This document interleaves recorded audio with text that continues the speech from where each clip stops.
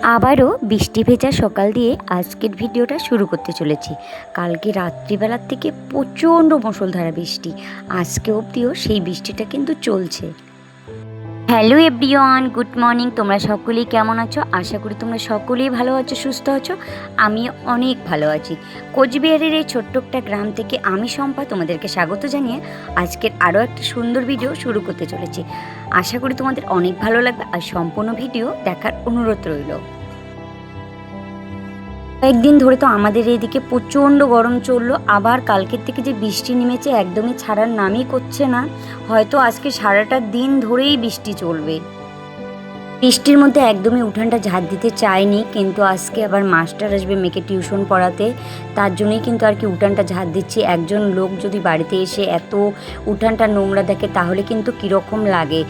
আর বৃষ্টি পড়ছে দেখে কিন্তু আমি মাথায় গামছা দিয়ে নিয়েছিলাম, কারণ এর আগে এত কাশি হয়েছিল না, 3 মাস ধরে কেসেছিলাম। তার জন্য কিন্তু আর একদমই সর্দি লাগাতে চাচ্ছি না বলেই কিন্তু গামছা মাথায় দিয়ে নিয়েছি। মাথাটা তবুও তো সেফ থাকবে একটু, তার জন্য কিন্তু মাথায় গামছা দিয়ে নিয়েছি।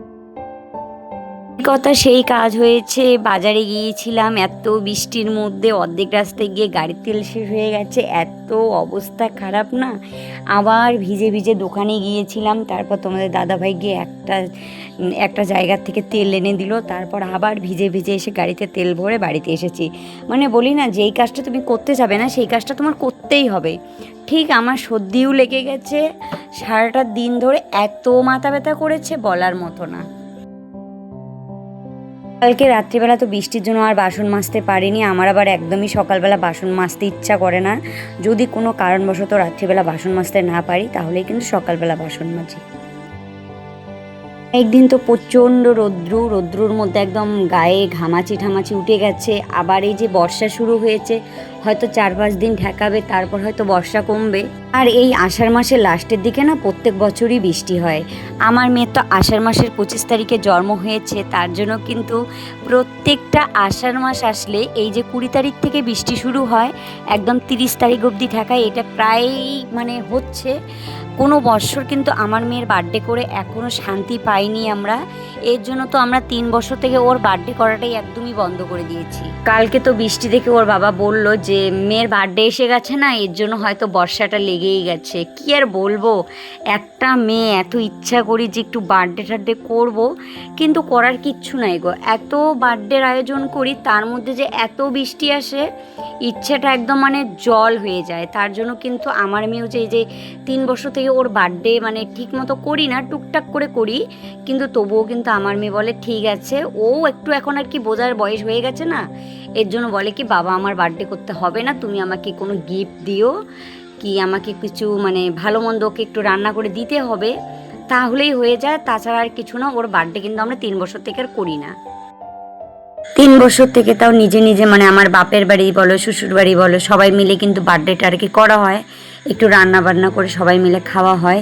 এবছর আর সেটাও হবে না, কারণ ওই 25 তারিখে একাদশীটা পড়ে গেছে। একাদশী তো আমার শাশুড়ি করে, আমি করি, ঠাম্মা শাশুড়ি করে, পিসি শাশুড়িরা করে, ওরা সবাই একাদশী করে। কি করে আর একাদশীর দিন মানে একাদশীটা কি করে নষ্ট করি। তার জন্য মেয়েকে বললাম প্রত্যেক বছর তো করা হয়, এবছর আর মানে ওইটুকুও করতে পারবো না, শুধু একটু নিয়মটা করেই রেখে দিব।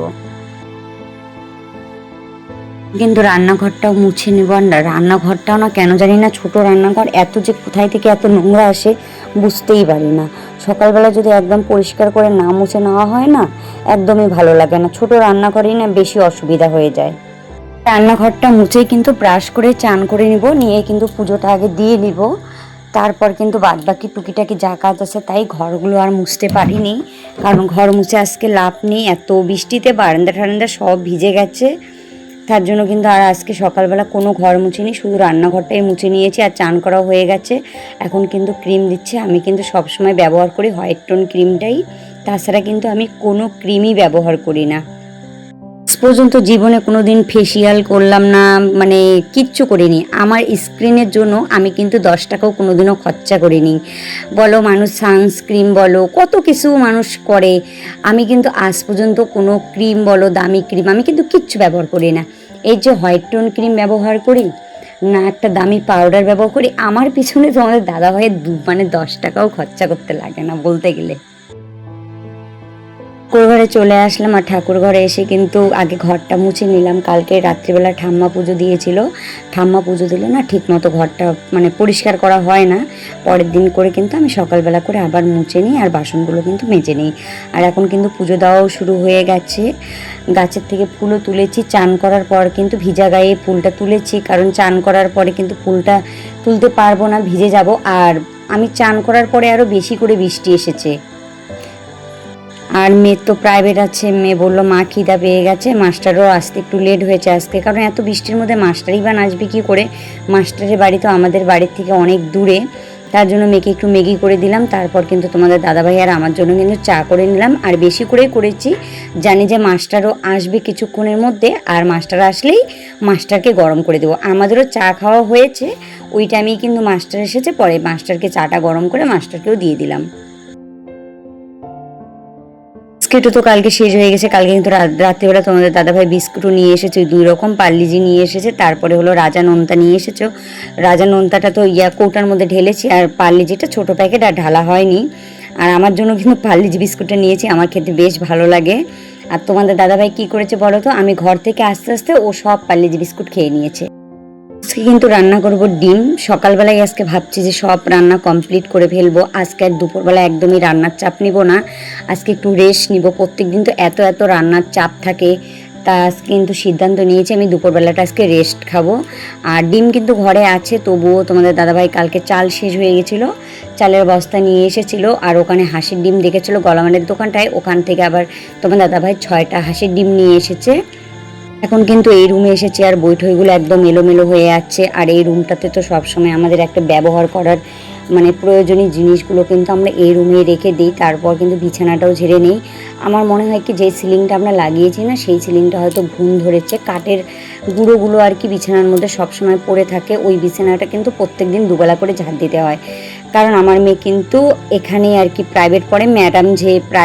যে ম্যাডামটা প্রাইভেট পড়ায় সে কিন্তু ঘরেই পড়ায়, আর স্যারের জন্য কিন্তু বাইরে রেখেছি প্রাইভেটের জায়গাটা। আগে কিন্তু ওই ঘরটা গুছিয়ে এসেছি, তারপর কিন্তু আমি এই ঘরে এসেছি। আর আজকে আমি না এই ঘরের গোছানো আর দেখাইনি তোমাদেরকে। কি বলো তো, তোমরা ভাবতে পারো একই ঘর গোছানো প্রত্যেক দিন দেখায়, হয়তো তোমাদেরও ভালো লাগতে নাও পারে। তার জন্য কিন্তু আজকে আর আমার কোনো এই ঘরটার মানে গোছানো তোমাদেরকে কিছুই দেখাইনি। তারপর কিন্তু গিয়েছিলাম হলো দোকানে, আর দেখো একদম বৃষ্টি তো চলছেই, একদম জল বেঁধে গেছে। আজকে বললাম না সারাটা দিন বৃষ্টি ছিল। অনেক দিন পর যে রাত্রিবেলার থেকে যে সারাদিন বৃষ্টি হলো না, অনেক দিন পর হলো। তোমাদের দাদাভাই অনেক বাজার নিয়ে এসেছিল, কিন্তু তেলটা আনতে একদমই বলতে ভুলে গেছিলাম, তোমাদের দাদাভাই তেলটা আনেনি।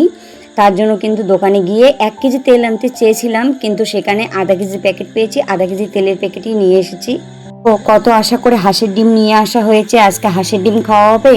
6টা ডিমই পচা, তোমাদেরকে কি বলবো, একদম আমার ডাবল পরিশ্রম হয়েছে। দেখো এইরকম অবস্থা ডিমের, তাহলে ভাবো কেউ কি চাবে আর হাঁসের ডিম কিনে আনা খাওয়ার? তার থেকে পোলট্রির ডিম খাওয়া অনেক ভালো।